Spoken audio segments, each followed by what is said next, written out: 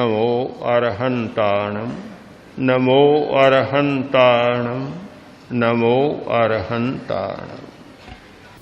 कष्ट सहिष्णुता के बिना जीवन के कोई भी उदात्त धर्म की साधना नहीं की जा सकती। सारी उदात्तताएं, विशेषताएं कष्ट सहिष्णुता के साथ जुड़ी हुई है। इसलिए कहा गया परिसहे जिणन्तस्य। जो परिसहों को, कष्टों को सहन करना जानता है वह उन्नति के शिखर पर पहुंच सकता है।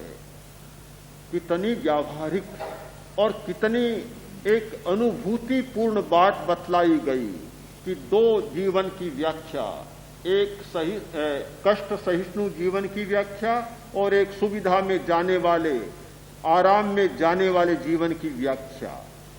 असफलता जिसको चाहिए, बहुत आराम में रहे, कोई चिंता की बात नहीं।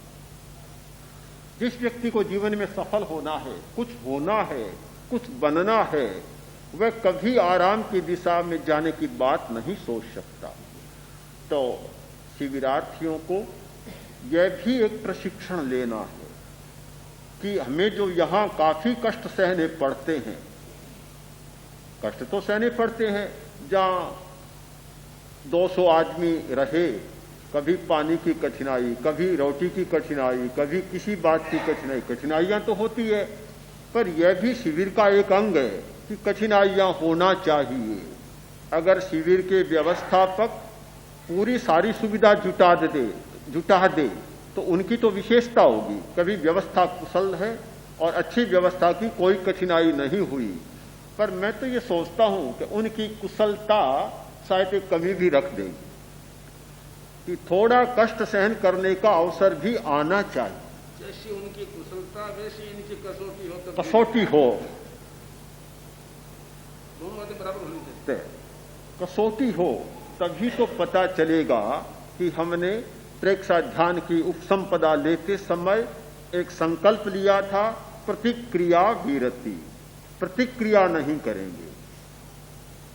क्या कष्ट असहिष्णु व्यक्ति प्रतिक्रिया नहीं करेगा? जो सहन करना नहीं जानता उसके तो पग पग पर प्रतिक्रिया है। थोड़ा सा मन के प्रतिकूल हुआ और प्रतिक्रिया ही प्रतिक्रिया। कब संभव है कि वह प्रतिक्रिया न कर सके?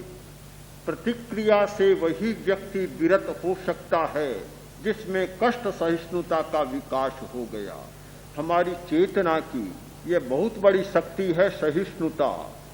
यह वह प्रज्वलित अग्नि शिखा है, लो है कि जिसके द्वारा जीवन में प्रकाश आता है। चेतना की यह क्षमता जिसमें नहीं जागती कष्ट सहने की, उसके जीवन में प्रकाश नहीं हो सकता। आग के जले बिना प्रकाश संभव नहीं, अंधकार ही अंधकार रहता है।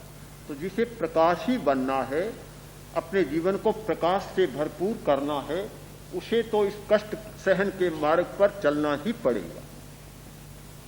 तो सहिष्णुता का विकास, उसके साथ साथ मनोबल का विकास, यह युक्तिकृत मनोबल, यानी सहिष्णुता के द्वारा मनोबल को बढ़ाया जा सकता है। थोड़ा थोड़ा, एक साथ ज्यादा कष्ट सहना तो बड़ा कठिन काम है। थोड़ा थोड़ा, जैसे उस व्यक्ति ने संकल्प किया कि मैं एक बैल को, सांड को अपने भुजाओं पर उठा लेना चाहता। ये कैसे संभव है? इतना भारी भरकम डील डोल का सांड, उसे कैसे अपने भुजाओं पर उठा ले? संभव नहीं था। उसने थोड़ा थोड़ा श्रम शुरू किया। बछड़ा पैदा हुआ, उसे उठाया, दूसरे दिन उठाया, तीसरे दिन उठाया, उठाता चला गया, निरंतर उठाता चला गया। एक दिन वह पूरा सांड बन गया। उसे उठाने में कोई कठिनाई नहीं हुई, क्योंकि रोज का अभ्यास था, रोज का कार्य था, कोई कठिनाई नहीं हुई। निरंतर परिश्रम करने वाला व्यक्ति एक सांड को भी अपनी भुजाओं पर उठा सकता है।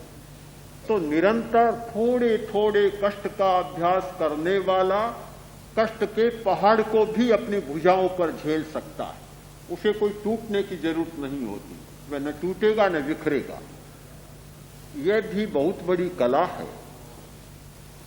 ध्यान कोरा मन को एकाग्र करने का अभ्यास ही नहीं है। ध्यान जीवन का एक समग्र दर्शन है। जिस व्यक्ति ने ध्यान को जीवन की समग्र प्रणाली के रूप में नहीं समझा, उसने शायद ध्यान को ठीक से नहीं समझा। उन्हें फिर समझना पड़ेगा कि ध्यान कोरा 1 घंटा आधा घंटा बैठ गए, आंखें बंद कर ली, विचारों को थोड़ा रोका, मन को शांति मिली, उठ गए और ध्यान समाप्त। तो ध्यान समाप्त तो सब कुछ भी समाप्त, कुछ भी नहीं है, फिर तो बचा क्या। ध्यान वह प्रक्रिया नहीं है। ध्यान हमारे जीवन की समग्र दर्शन की प्रक्रिया है। पूरा जीवन का दर्शन है कि 24 घंटा हमारा मार्गदर्शन करता है, हमारे मार्ग को पथ को आलोकित करता है। ध्यान का यह अर्थ होना चाहिए, व्यापक अर्थ। यदि ध्यान को भी बहुत संकुचित अर्थ में हमने समझा तो शायद ध्यान का वास्तविक अर्थ हमने समझा ही नहीं है। जीवन का हर क्रम बदलना चाहिए। ध्यान करने वाला व्यक्ति क्रूर व्यवहार करता है, झूठा व्यवहार करता है, छलनापूर्ण व्यवहार करता है, दूसरों को ठगता है, भ्रष्टाचार करता है और ध्यान भी करता है, तो वह भी फिर एक विडंबना शुरू हो जाएगी। ऐसा हो नहीं सकता।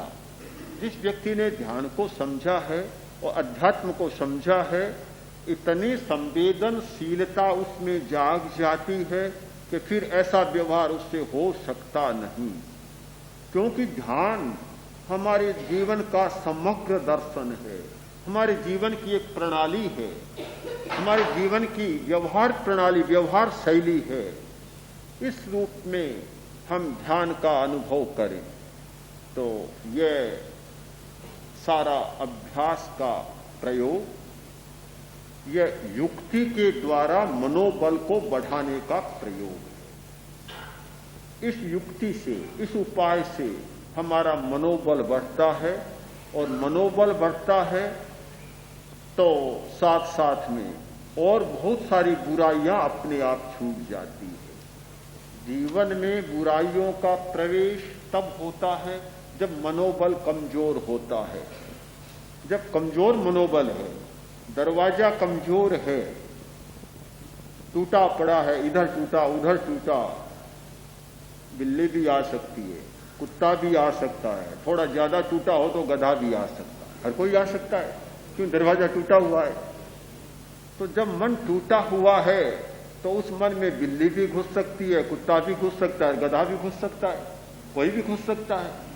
मनोबल कमजोर है तो मनोबल को, इस दरवाजे को इतना मजबूत बनाए कि हम चाहे तब कोई आए, न चाहे तो कोई भी भीतर न आ सके। इस स्थिति का निर्माण करना और जीवन की सारी प्रक्रिया को इस दिशा में प्रस्तुत करना और इस जीवन दर्शन का जीवन के हर व्यवहार और आचरण में प्रयोग करना, इस स्थिति का निर्माण यानी कष्ट सहिष्णुता का निर्माण मनोबल का निर्माण करेगा और मनोबल का निर्माण भाव शुद्धि की धारा को सतत प्रवहमान रखने में समर्थ हो सकता है।